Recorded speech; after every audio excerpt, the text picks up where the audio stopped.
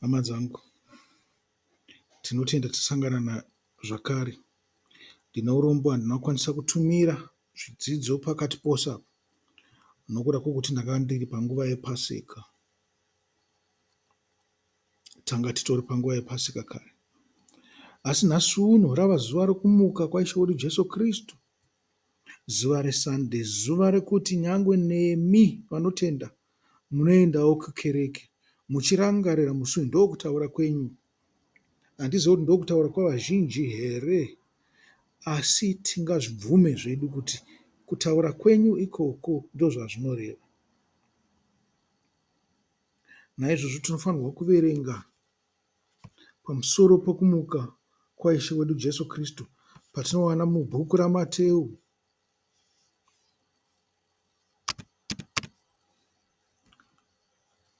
Bhuku raMateo kubva pachitsauko che28 che29 kubva pavhesi 1 kusvika pavhesi 7. Ndichatanga zvangu kuverenga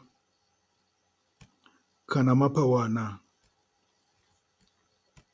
Panoti kudai, Matthew 28 verse 1 to 7.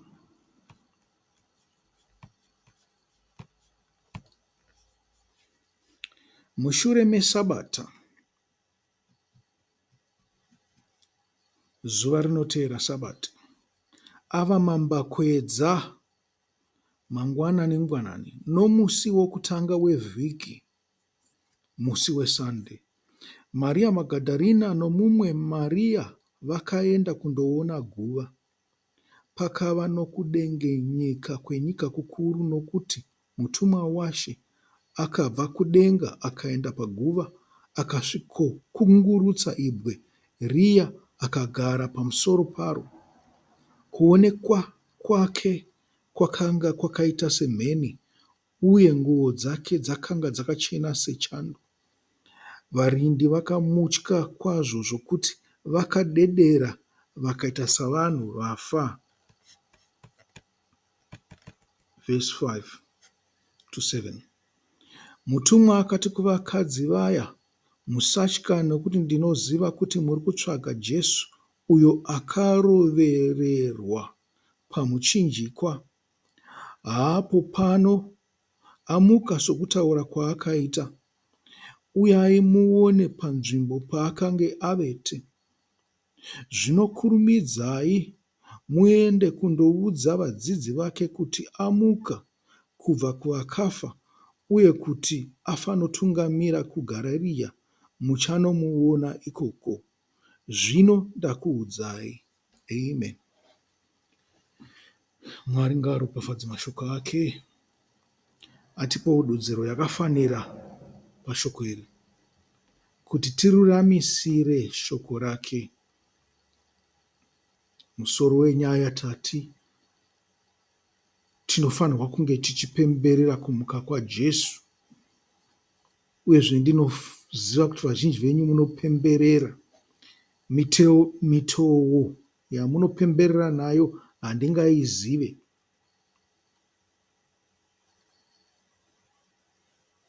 asi munotongotedzera tsika, zvichida kana iri yekereke, zvaiitwa navakuru venyu, ivo vakakutangirai. Pane vamwe vatoo nemakatikisimu vanenge vakanyora zvinhu izvi pasi. Zuva rokumuka kwaJesu. Zvisinei, ndo pachabva mashoko edu ipapo pataverenga apa. Ndo zvaticataura pamusoro pazvo. Asi chaipo chaipo pane musoro wenyaya, sezvandiri kubva kutaura manje izvi, ndataura kuti takapuhwa navakuru vedu kuti titevedzere zvavakadzika setsika pamapindiro avaita kare. Hazvisi kuti hatikwanise kuzvivandudza. Takaona zvisingaite, tinokwanisa kuzvivandudza, nokuti ruzivo runochinja. Tinowedzera ruzivo asi kazhinji tsika dzinongochengetwa. Sezvamunongoitawo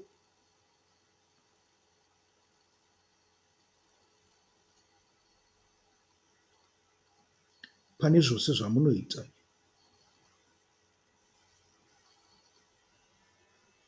Zvikanzi vakaenda kubwiro vanti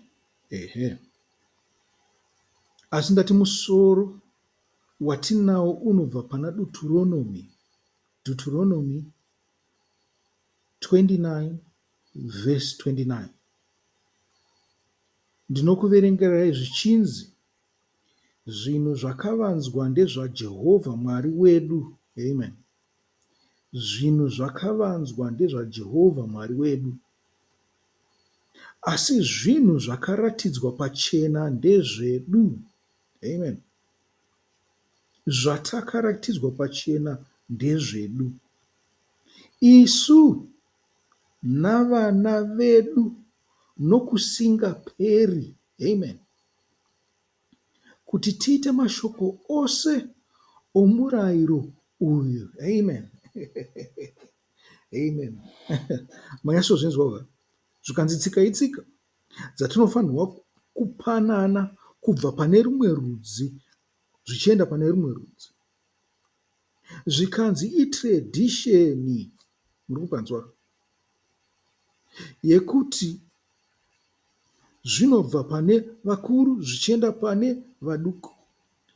Kereke zhinji dzinopindwa navatende ndedzekuti zvichida madzibaba avo akatombopinda kereke idzodzo. Hongu tine vamwe vakatanga kupinda kereke idzva, kunyanya independence yauya. Pane vamwe vakatanga makereke madzva atinoti mapentecost, makereke amapostori, zvakaita sanana Zayoja. Haiziyo yekutanga zvayo, zvida inenge iripo pakati pedzekutanga. Kune vamwe vainzi ana Glad Tidings, ana Upper Room, vainzi ana Faith Ministries, I think so. Panga kunana Baba Utau Nation, I think so. Andichaziva vamwe vavo vakawanda. Asi vazhinji venyu makatombopindawo nechechi idzodzo dziri idzva kudaro, murimi vekutanga, navana venyu zvichida vari kuteerera kupinda kereke dzimwe chete idzodzo. Izvi ndo zvakaitwa navakuru. Hazvina kuitwa naJehovha, zvakaitwa navakuru zvikapuhwa kuvana. Asi pashoko ratanzwa iri zvinonzi kuti tiite mashoko ose omurayiro uyu. Murayiro mumwe chete, murayiro watakapuhwa naMozisi. Mazviona manje. Ipapo pane inzwi guru randinoda kuti mubatisise kweupenyu hwenyu hwese, kubva zvino kusvikira mufe, mugozvipawo kuvana venyu, kuti murege kupfuririkana muchitevedzera kurasika, asi zvinhu zvose zvamuchawana kubva nguva ino zvichienda mberi, zvisinei kuti zvauya navafundisi, zvabva kupi, mazvitanga ndimi mukati medzimba dzenyu, ndezvekuti zvinhu zvose zvinoiswa pachikero chokuti zvinoenderana nemurayiro waMwari here.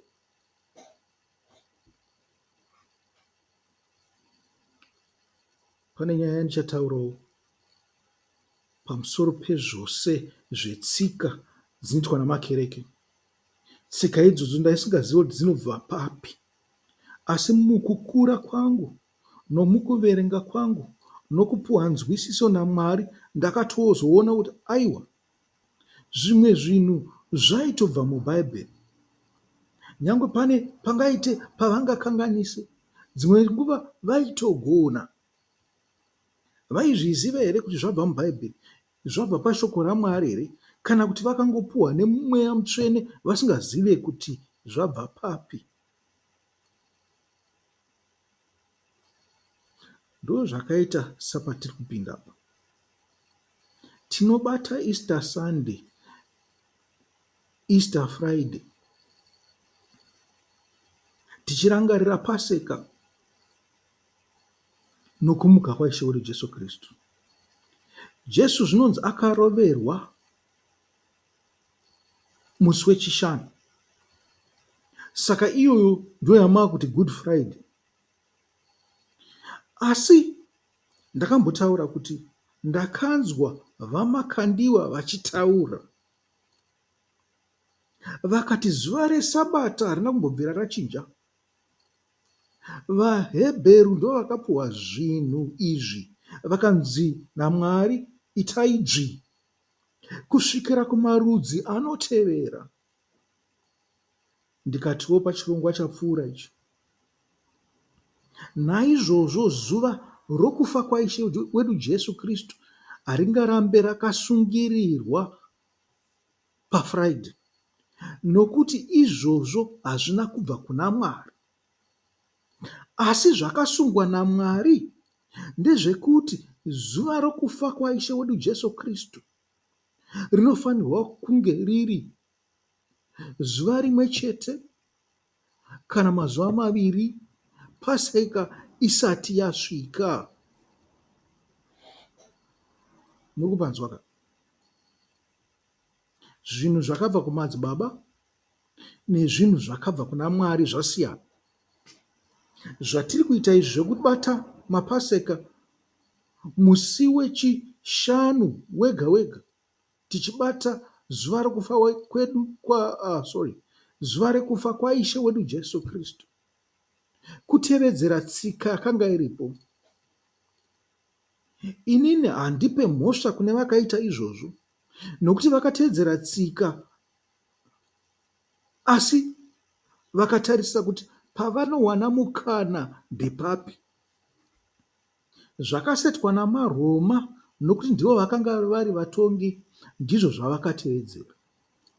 Uyezve nyangwe nanhasi mukaenderera mberi, ini handingakupei mhosva. Kana muchitozopuhwa mhosva yekunzi muri kukanganisa kupinda mazuva, muchatozonopuhwa kwakudenga naMwari, nekuti hapana pandichati iri ndo zuva ramunofanirwa kupinda. Ndisina kuisa holiday ipapo. Uyezve handifungi kuti vanhu mungafare zvikanzi navaRoma aiwa takubvisa Easter nekuti mafunga kupinda pazuva renyu ramunoda. Takungoti hapasina holiday, nekuti imi chamunokudzai holiday yekuti munosangana navamwe vatendi. Amen.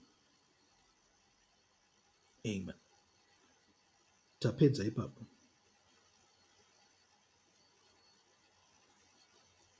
Ko zvaimboreve chiiko izvo? Tanzwa kuti pakanga pana ana Maria.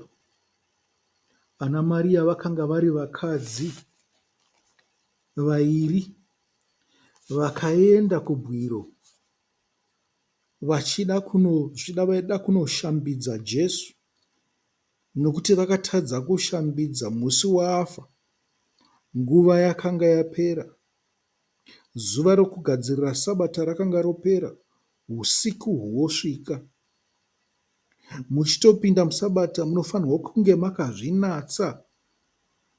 Kwanhasi ndinombokuudzai kuti munozvinatsa at least 2 days musati mapinda paSabata.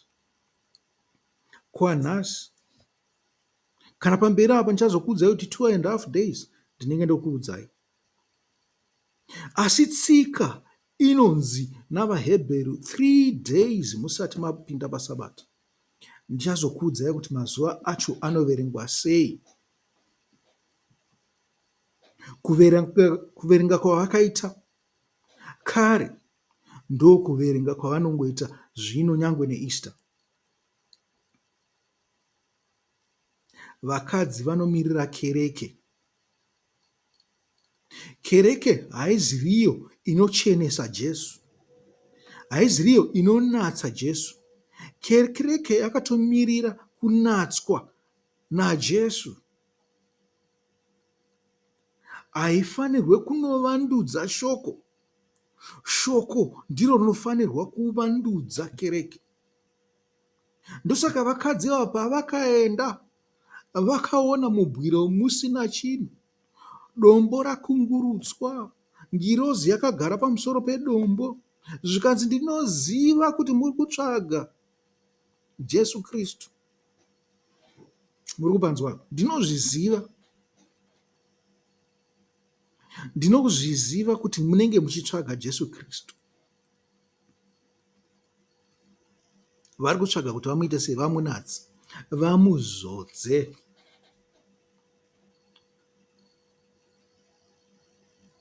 Wakanga watofa, chavari kuda kuzodza chitunha.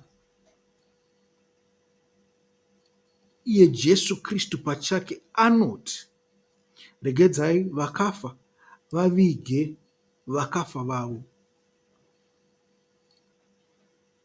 Kana chitunha chavigwa, hazvinei kuti guva rakanaka sei pamusoro, mukati mave nezvinhu zvakaora. Izvi munozviona paaitsuura vaFarisi navanyori. Muri kupanzwa kaipapo?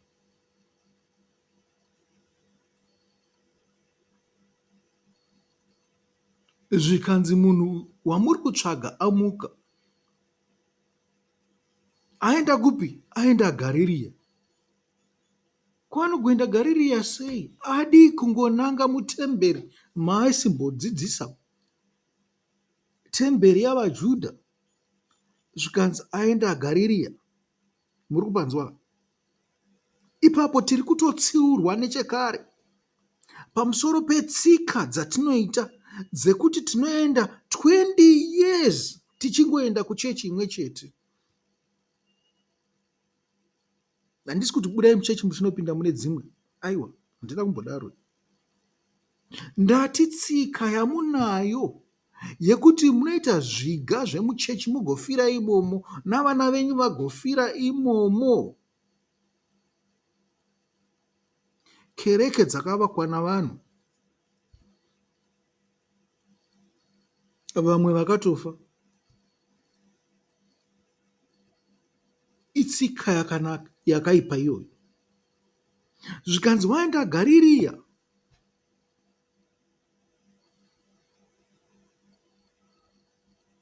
ambokuudzai chimwe chinhu. Zvikanzi namazuva akare kwakanga kuna maguta outiziro. Zvikanzi asi kana muprista akafa, munhu uye akanga atizira kuguta iroro vasununguka. Muri kupanzwa kapa? Naizvozvo hamungabatwe hutapwa nekereke yakavakwa namadziro nedenga navanhu vakaenda kare.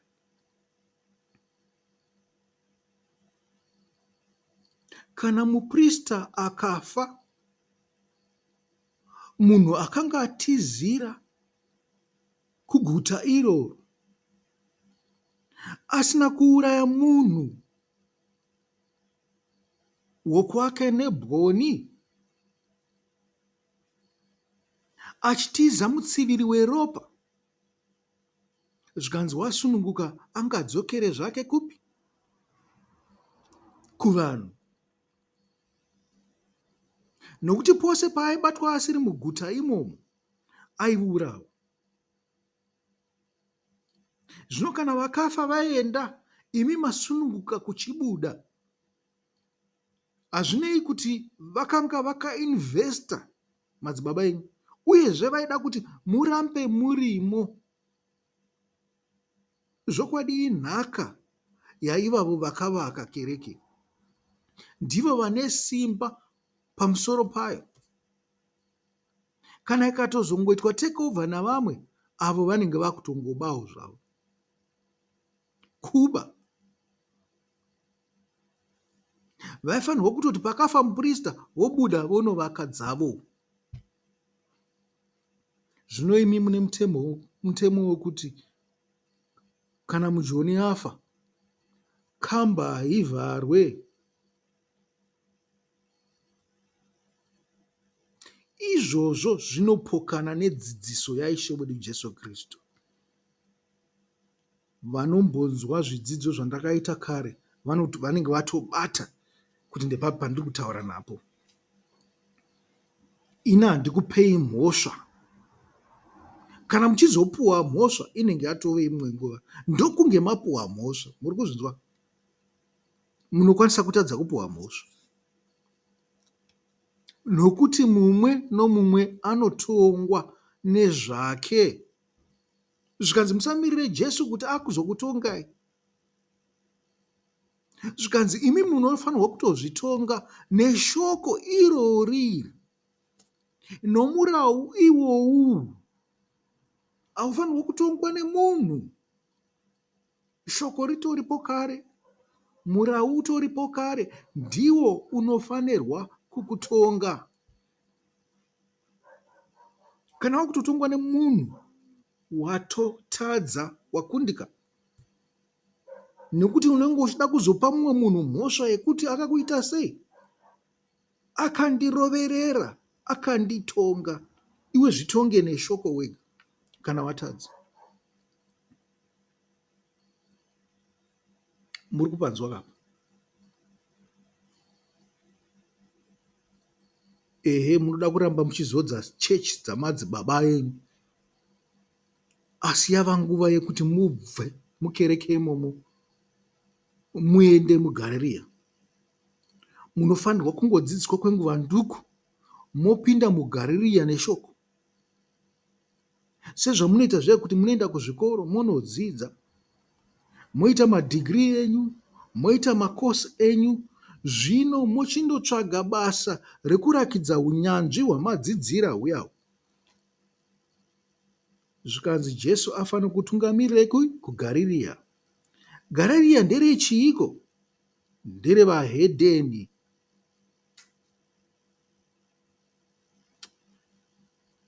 Makaverenga Isaiah 9 inotaura pamusoro peGarirea ravahedheni. Even makangoverenga vhesi 1 to 2.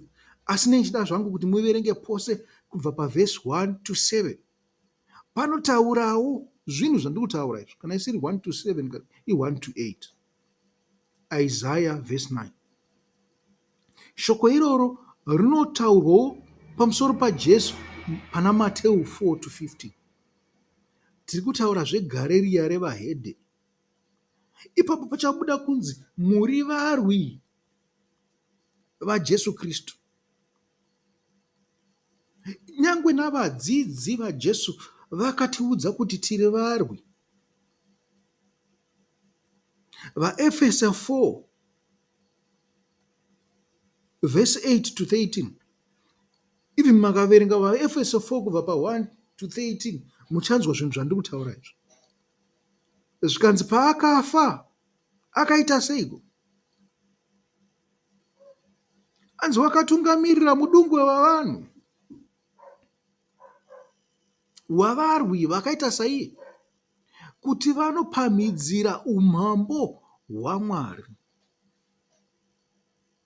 Kana tiri kuti umambo, kana tichitaura panyika tinoti miganho yeumambo hwaMwari. Kana takutaura zveumambo hwaMwari hwokudenga, zvinoreva kuti to win souls for Christ. To win souls for Christ. Ndo zvatiri kuita izvo. Asi ultimately we are winning souls for God. Saka tiri kuwina, tiri kutora, tiri kuunza vanhu kuna Mwari. Amen. Muri varwi vaJesu Kristu. Ndakupaika vaEfeso 4 vhesi 8 to 13. Naizvozvo chibayiro ndechipiko? zvikanzi Ishe wedu Jesu Kristu akanga ari chibayiro ka. Maiziva kuti chakanga chiri chibayiro ka ichi? Kufa kwaita Paseka chibayiro ka ichi.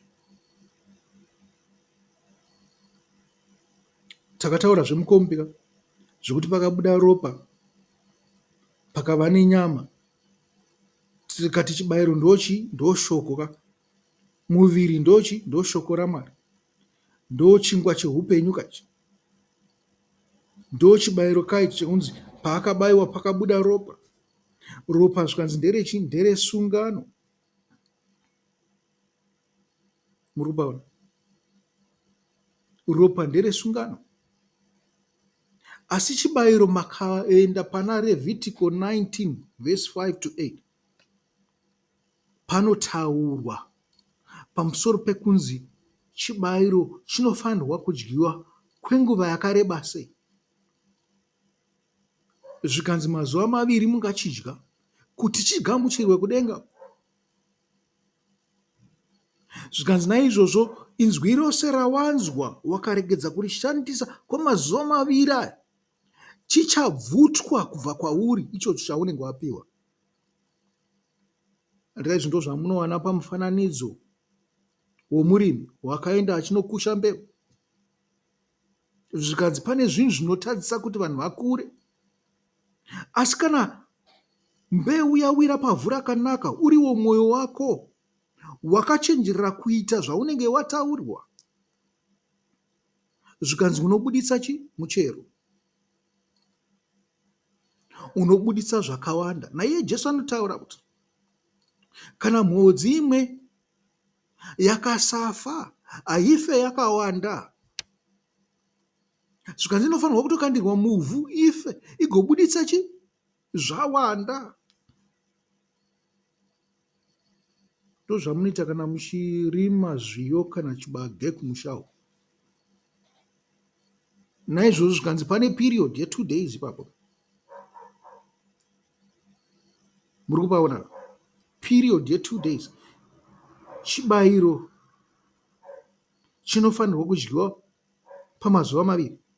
Retatu chinenge chonyangadza Mwari, zvichireva kuti chaunenge wapuwa chinokwanisa kutorwa naMwari kuti chibve kwauri. Iwe ungangofunga kuti uchine kunzwisa kwaungaona uko kubva pakutanga. Zvimwe zvinhu kana mazvidzidza moita muchinyora pasi, asi mokurumidza kunozviparidza.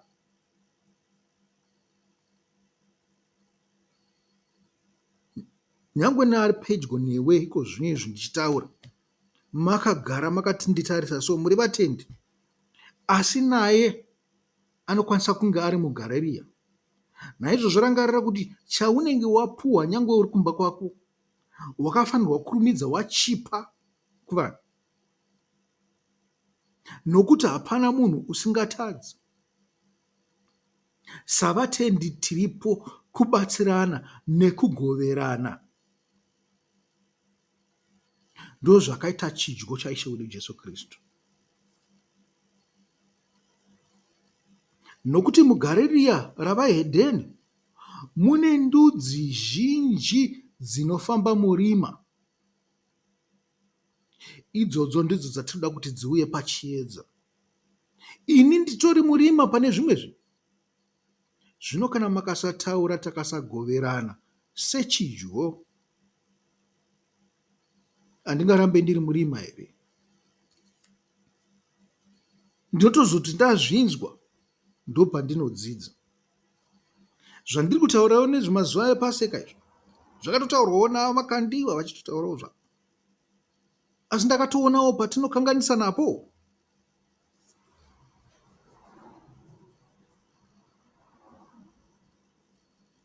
Makaendawo pana Deuteronomy panotaurwawo, handikandataura nezvechibayiro kuti chinonyangadza kana chapfuura mazuva 3 hachichadyiwa, chinofanirwa kutopiswa. Makaenda pana Deuteronomy 28 panotaurwa pamusoro pemaropafadzo okuita sei? Okuteerera nokuita zvataurwa naMwari. Asi makaverengawo ipopo pachapita pane zvituko. pamusoro pekusateerera nokuita zvataurwa naMwari.